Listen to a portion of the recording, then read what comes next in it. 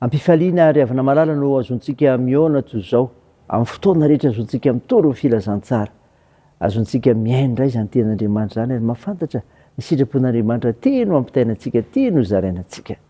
Ho aminareo izay olona voantso, malala amin'Andriamanitra ray sy voatahiro ho an'i Jesosy Kristy, ampitombona ho anareo ny famindram-po sy ny fiadanana ary ny fitiavana. Amen. Talata 7 Oktobra 2022, banjinantsika ireo hevitra manao hoe mamoria vokatra ho an'ny Tompo. Andeha ry havana idera sy ankalazan'Andriamanitra isika. Miobio amin'ny Jehova ianareo ny olo-marina, fa miendrika ataon'ny olo mahitsy ny fiderana. Miderany Jehova amin'ny lokanga, mankalaza azy amin'ny valitorofolo, mirafy rambaovao azy, mitendray tsara amin'ny feo fifaliana. Fa mahitsy ny teny Jehova ary ny asany rehetra dia matoky avokoa.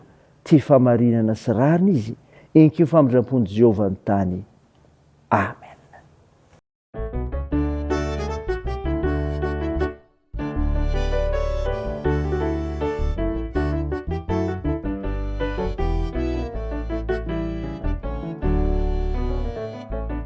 Sambatra ny olona izay tsy mandeha eo amin'ny fisaina ny ratsy fanahy. Sambatra ny olona izay tsy mijanona eo amin'ny falehan'ireo mpanota. Sambatra ny olona izay tsy mipetraka eo amin'ny fitoerany mpaniratsy, fa ny lalàny Jehova no sitrany. Sambatra ny olona izay tsy mandeha eo amin'ny fisaina ny ratsy fanahy. Sambatra ny olona izay tsy mijanona eo amin'ny falehan'ireo mpanota. Sambatra ny olona izay tsy mipetraka eo amin'ny fitoerany mpaniratsy, fa ny lalàny Jehova no sitrany.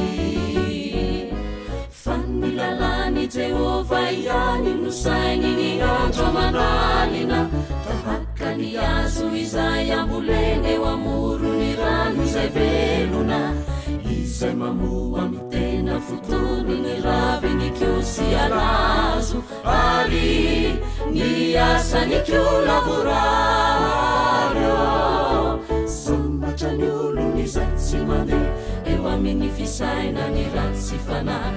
Sambatra ny olona izay tsy mijanona eo amin'ny falehan'ireo mpanota. Sambatra ny olona izay tsy mipetraka eo amin'ny fitoerany mpaniratsy, fa ny lalàny Jehova no sitrany. Tsy toy izany ny ratsy fanahy zay akofa ely ny rivotra, ny fitsarana sy ny fiangona ny marina tsy hainy janonana. Jehova malala ny lalany marina, fizy no ratsy fonenana, hoa ny amin'ny faverezana. Sambatra ny olona izay tsy mandeha eo amin'ny fisaina ny ratsy fanahy. Sambatra ny olona izay tsy mijanona eo amin'ny falehan'ireo mpanota. Sambatra ny olona izay tsy mipetraka eo amin'ny fitoerany mpaniratsy, fa ny lalàny Jehova no sitrany. Andeha hivavaka isika. R'Andriamanitra tomponay io, tsara ianao, koa mendrika hoderaina sy ankalazaina ary omem-boninahitra mandrakizay, ary tsy misy manakana anao anio izany no ny serinao sy ny asanao. Misaotra anao izay no ny finoana kaijoroanay sy ivelomanay. Tompo, mahatsiaro fahatsoanay izay, koa mifona aminao, vonoa ny fahatsoanay. Fanamasino, midira ty anatinay ray sainy sy andray ny afatra tsara avy amin'ny mofinainy izay, ka ilazana fa tokony amory vokatra ho anao izay, dia izay manaiky anao tompo sy mpamonjy. Mitenena Tompo fa voninkaina anao izay, aminaran'i Jesosy Kristy mpanavitra anay. Amen. Ny finaina ho antsika amin'ity notera avana malala dia hitanao ao amin'ny bokin'ny Nomery 420 ny andiny voalohany ka hatramin'ny 410. Mivaky toy izao aminaran'i Jesosy. Ary rehefa hitan'ny Balama fa sitraky Jehova ny hitan'ny Israely, dia sy nandeha tahaka ny teo hanao sikidy intsony izy, fa nitodika nanatrika ny efitra fotsiny. Dia natompy Balama amin'ny masony, ka nahitany Israely mitoby araka ny fiherenena izy. Ary ny fananan'i Jehova tonga tamin'ny Balama, dia nanao teny izy ka nilaza hoe: hoy Balama zanaky Beora dia ny lehilahy zay voakimpy ny masony izay mandre ny tenin'Andriamanitra sady mahita fahitana avy amin'ny tsy toa torana kanefa voahiratra ny masony. Endreny atsara ny lainao ry Jakôbô sy ny lasinao ry Israely io, tahaka ny loha sa malalaka, tahaka ny sa emorony ony, tahaka ny hazo manitra namboleny Jehova, tahaka ny hazo sedera amoron-drano. Isy rano mandeha avy eo amin'ny sininy ary ny taranany ho any amoron-dreny rano maro. Isandratra no agaga ny mpanjakany ary androso voninahitra ny fanjakany. Nentin'Andriamanitra nivoaka avy tany Egypta izy ary manan-kery toy ny ombimanga, handany jetilisa fahavalony izy ka ho tapatapahany taolany ary aripany amin'ny zanatspikany.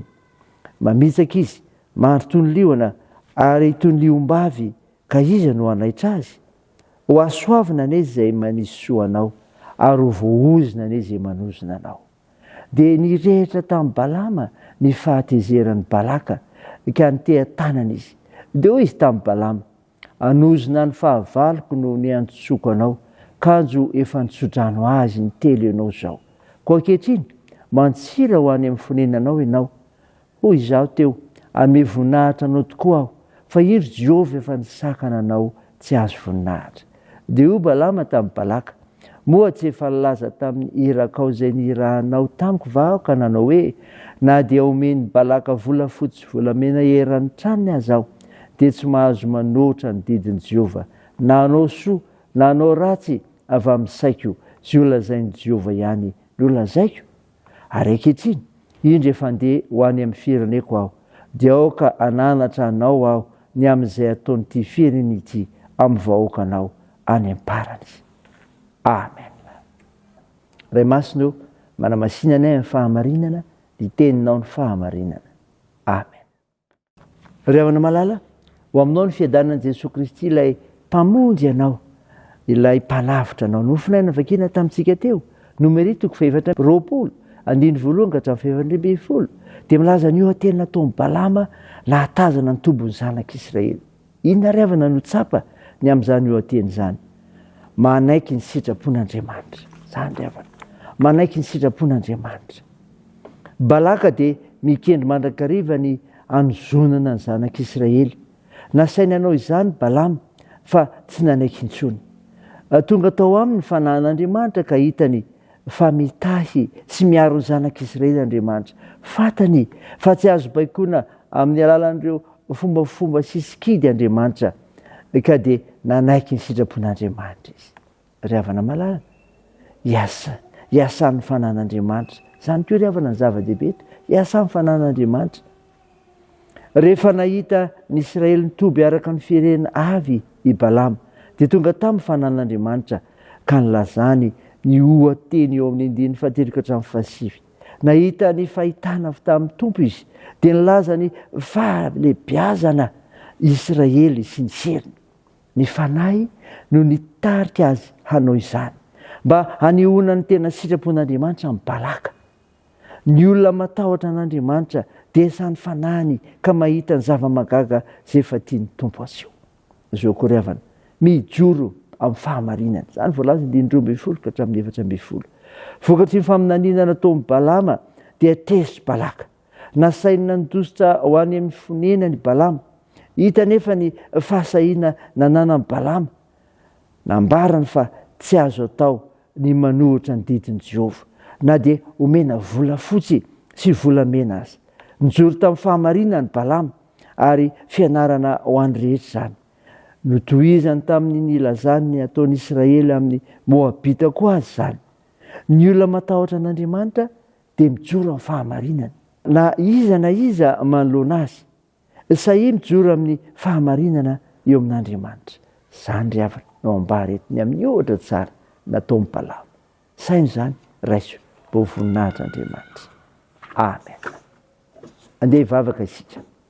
Ry teo Andriamanitra io, misaotra anao izay no mofinaina nomenao anay izay maneho ny ohateny lazain'ny Balama, fa manaiky ny sitrapon'Andriamanitra izy, ka niasan'ny fanan'Andriamanitra ary dia mijoro amin'ny fahamarinana.